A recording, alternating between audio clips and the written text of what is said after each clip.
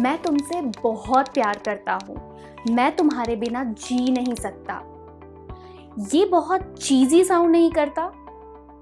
अगर इसी बात को हम कहें, I am totally into you, I can't live without you, यही हिंदी में कही हुई बात सामने वाले को थोड़ी सी अजीब, थोड़ी सी वियर्ड साउंड कर सकती है। लेकिन इसी बात को अगर आप इंग्लिश में कहें, खूबसूरत फ्रेजेस के साथ कहें, तो ये बात सामने वाले को ज़रूर इम्प्रेस कर सकती है। इंग्लिश एक ऐसा ही लैंग्वेज है जहाँ पे आप खुद को कई तरीके से एक्सप्रेस कर सकते हैं, ब्यूटीफुल फ्रेजेस के साथ अपनी फीलिंग्स को बता सकते हैं और सामने वाले को बुरा भी नहीं लगता। नमस्ते एंड वेलकम एवरीवन, मैं हूँ हर्षिता, आपके साथ your spoken English mentor on entry app. और आज हम बात करने वाले हैं कुछ ऐसे फ्रेजेस के बारे में जहाँ पर हम बताएंगे कि अपने प्यार का इजहार आप कैसे कर सकते हैं, किन फ्रेजेस के साथ कर सकते हैं, कौन से शब्द, कौन से वर्ड यूज़ कर सकते हैं जिससे सामने वाला तो इम्प्रेस हो ही जाएगा और उन्हें आपकी बातों का बुरा भी नहीं लगेगा। So without further ado, let's get started with the first phrase of the day. हमारा आज का सबसे पहला फ्रेज है It was love at first sight.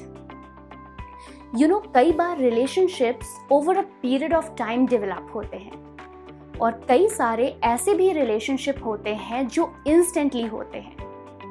आप किसी को इंस्टेंटली देखकर अट्रैक्ट हो जाते हैं, किसी की स्माइल, किसी का वे ऑफ टॉकिंग या किसी की हंसी या उनकी आंखें, इन सारी चीज़ों को देखकर आपको उनसे लव एट फर्स्ट साइट यानी कि पहली ही बार में प्यार हो जाता है।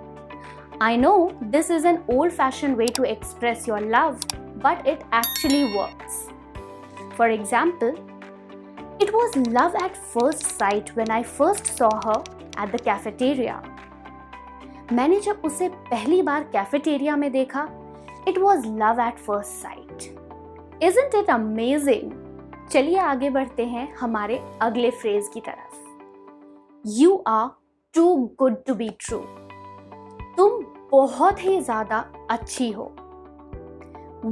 इस फ्रेज का मतलब ये है कि कोई ऐसा इंसान जिसकी क्वालिटीज इतनी अच्छी होती हैं जो उसे सबसे ज़्यादा अलग बनाता है, सबसे ज़्यादा खास बनाता है।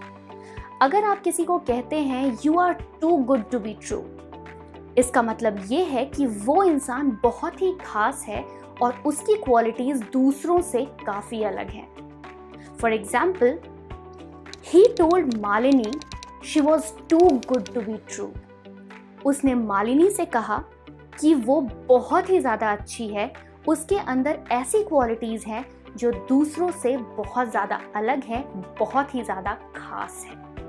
And this phrase is actually too cute to express your love. काफ़ी बार हम बहुत ज़्यादा बिजी होते हैं अपने काम में, लेकिन इसी की वजह से हम अपने पार्टनर को ये नहीं बता पाते कि हम उन्हें कितना मिस कर रहे हैं। ऐसा आप में से बहुत सारे लोगों के साथ होता होगा, है ना? इस सिचुएशन को भी डिस्क्राइब करने का एक बहुत ही खूबसूरत फ्रेज है। अगर आप उनको ये बताना चाहते हैं कि हालांकि मैं बिजी था फिर भी मैं तुम्हें याद कर रहा था, तो आप कह सकते हैं you are always on my mind. मैं बिजी था फिर भी मैं तुम्हारे बारे में सोच रहा था। I was thinking about you. For example, I was busy last night with my work although you were always on my mind. कल रात तो मैं अपने काम में बिजी था, फिर भी मैं तुम्हारे ही बारे में सोच रहा था। इस 7 बिलियन लोगों की आबादी वाले पूरे वर्ल्ड में अगर आपको कोई ऐसा मिल जाए जो बिल्कुल आपकी तरह सोचता हो, उसकी पर्सनालिटी बिल्कुल आप जैसी हो और वही चीज़ें एंजॉय करता हो जो आप करते हैं, आपको अगर ऐसा कोई मिल जाए, definitely go to that person and say you are my soulmate. Soulmate का मतलब इंग्लिश में होता है परफेक्ट मैच।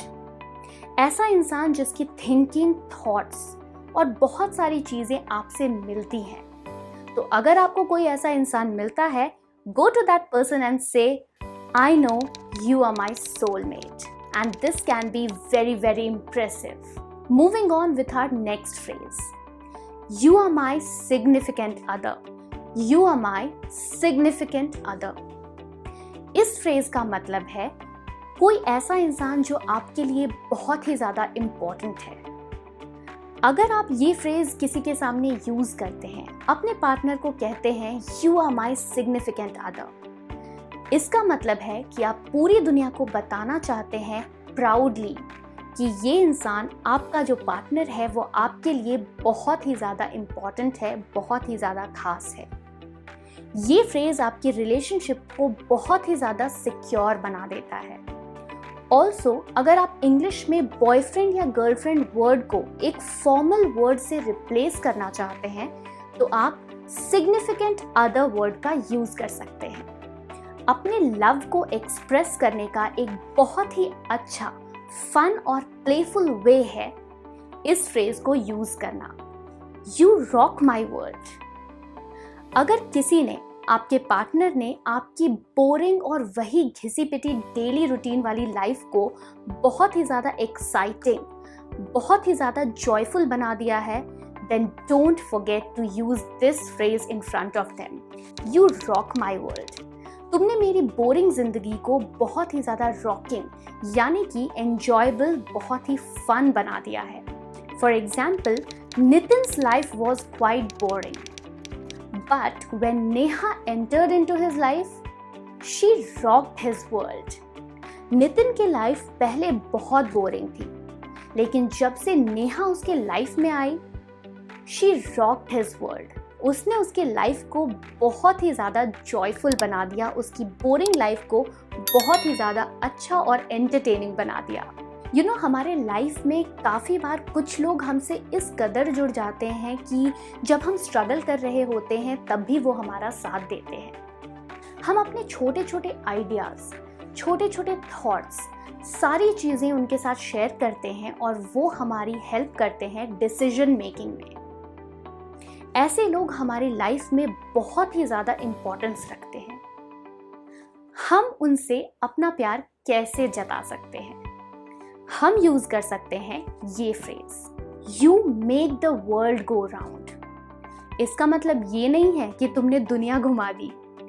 इसका मतलब ये है कि मेरी लाइफ में बहुत सारे स्ट्रगल्स थे, लेकिन तुम्हारे आने के बाद जब मैंने अपने थॉट्स, अपने आइडियाज तुमसे शेयर किए तो तुमने मुझे हेल्प किया डिसीजन लेने में और आगे बढ़ने में। आई रिमेम्बर कॉलेज में मेरे 2 फ्रेंड्स थे, साक्षी और संदीप।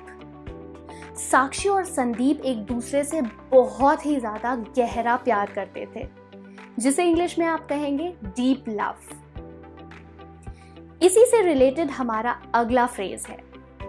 आप कई बार ऐसे किन्हीं लोगों से मिलते हैं जो एक दूसरे से बहुत ही ज़्यादा गहरा प्यार करते हैं, यानी कि डीप लव में होते हैं। उनके लिए आप इस फ्रेज का यूज कर सकते हैं, head over heels in love. For example, Sakshi and Sandeep were head over heels in love with each other, and they ultimately got married. Sakshi and Sandeep एक दूसरे से बहुत ही गहरा प्यार करते थे, डीप लव में थे, एंड अल्टीमेटली उन्होंने शादी कर ली। तो अगर आपको ये कहना है कि वो एक दूसरे से बहुत ही गहरा प्यार करते हैं तो आप इस फ्रेज का यूज कर सकते हैं, head over heels in love. आगे बढ़ते हैं हमारे अगले फ्रेज की तरफ। क्या आप कभी ऐसे किसी कपल को देखते हैं जिसे देखकर ही आपको लगता है या आप कहते हैं कि इनकी जोड़ी तो भगवान ने ही बनाई है, जिसका मतलब है वो दोनों एक दूसरे के लिए परफेक्ट हैं। वेल, इसी को हम इंग्लिश में कहेंगे a match made in heaven. ये है हमारा अगला phrase, a match made in heaven, जिसका हिंदी में मतलब है इनकी जोड़ी तो भगवान ने बनाई है। For example, Ritesh and Rita, they are a superb couple. Their match is made in heaven. Ritesh and Rita एक बहुत ही अच्छे कपल हैं, इनकी जोड़ी तो भगवान ने ही बनाई है। इसका मतलब है वो एक दूसरे के लिए परफेक्ट हैं, दोनों साथ में बहुत ही ज़्यादा अच्छे लगते हैं। आज का हमारा आखिरी फ्रेज है I am very fond of you. Fond word का मतलब है प्यार, यानी कि अफेक्शन। अगर आप किसी को डायरेक्टली नहीं कहना चाहते कि आप उनसे प्यार करते हैं या आपके दिल में उनके लिए फीलिंग्स है, तो आप फॉन्ड वर्ड का यूज कर सकते हैं। फॉर एग्जाम्पल, अगर आपको किसी के साथ टाइम स्पेंड करना अच्छा लगता है, आप उनमें इंटरेस्टेड हैं, तो आप उन्हें डायरेक्टली कह सकते हैं you know I am very fond of you. तो इनसे उनकी फीलिंग्स भी नहीं हर्ट होगी कि आप उन्हें डायरेक्टली आई लव यू कह रहे हैं या उनसे प्यार करते हैं, बट एक बहुत ही अच्छे वर्ड के साथ आप अपनी फीलिंग को एक्सप्रेस कर सकते हैं। तो ये थे कुछ फ्रेजेस जिन्हें यूज़ करके आप सामने वाले पे एक बहुत ही अच्छा इम्प्रेशन जमा सकते हैं और उनसे अपनी दिल की बात कह सकते हैं। काफ़ी बार कुछ लोग होते हैं जो हमारे वर्ड से, हमारे शब्दों से बहुत ही ज़्यादा हर्ट हो जाते हैं, लेकिन अगर आप ऐसे फ्रेजेस यूज़ करें अपने फीलिंग्स को एक्सप्रेस करने के लिए, तो I am sure they won't feel bad about it. I will see you in the next video. Till then, stay tuned to Entri app.